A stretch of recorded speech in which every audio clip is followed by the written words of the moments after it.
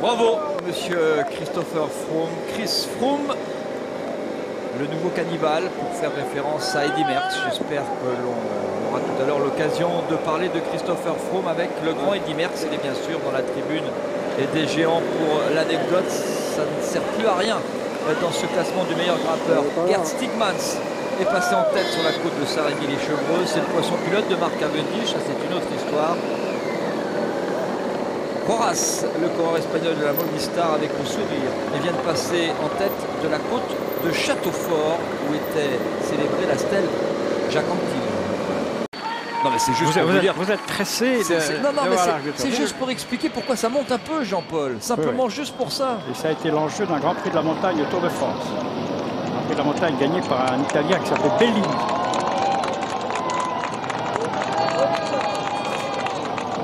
La pyramide de verre avec le Louvre, la renommée internationale du musée du Louvre, fait parfois oublier qu'à son origine, il a été conçu pour une fonction palatiale. Dès le Moyen-Âge, une évolution a été marquée à la fois par les événements de l'histoire de France et par la succession d'architectes et de décorateurs. Vous voyez, c'est quand même très important. Vous savez, ici, au centre de la cour Napoléon, la pyramide de verre, que l'on doit à l'architecte sino-américain Liu Mingpei, qui a été achevé en 1989. C'était la volonté du président de la République française, François Mitterrand, en 1983. Et nous sommes rue de Rivoli. Et salut tout le monde, on monte avec lui. Monte avec lui. Ça commence l'ambiance. Hein. On parle de ces différents monuments. On va passer pas très loin de la ville Montaigne où était le siège d'Antenne 2 à un certain moment. Nous avons trouvé dans le triangle d'or. Et le Plaza Athénée fête ses 100 ans, 1913, et l'hôtel Plaza Athénée, le Tour de France fête également son anniversaire, le Théâtre des Champs-Élysées fête son anniversaire. Décidément, il y a beaucoup d'anniversaires dans le secteur, et nous avons un petit salut à Werner Kuchler, qui est virtuose du Relais Plaza, et qui est également le patron d'une équipe cycliste, dont Cédric Vasseur est le directeur technique. Ouais, je me disais bien, il y avait quelque chose. Il y a un petit quelque chose derrière tout ça. Il y a Paris en fleurs qui se prépare. Voilà. Quel participant peut-être avec Chassagné. Non, ça c'est pas possible. En tout cas, il est le bienvenu. Et voilà, on approche. On est à Place de la Concorde, la plus belle de Paris. Et c'est l'entrée, Jean-Paul. Excusez-moi d'une toute petite place pour y mettre quelques coureurs. 170 qui vous ont fait rêver, je l'espère en tout cas, pendant ces 3 semaines. Alors je sais, tout le monde n'est pas d'accord. C'était, ma foi, un Tour de France très bien tracé, magnifique.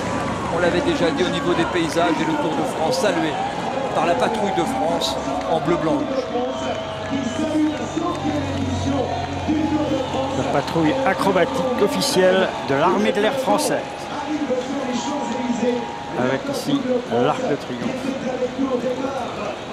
Et au pied, la tombe du soldat inconnu.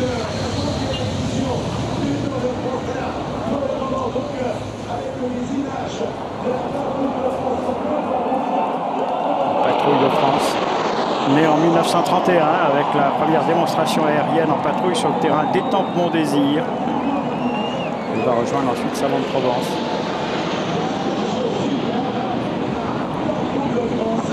Tony Martin qui accélère.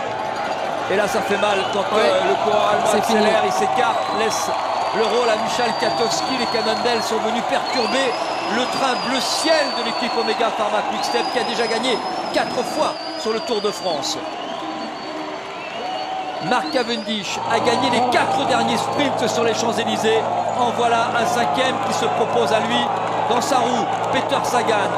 Le vainqueur du classement par points, le maillot vert. On aperçoit Alexander Kristoff, le coureur norvégien de l'équipe Katusha. On aperçoit aussi les coureurs de l'équipe Lampré.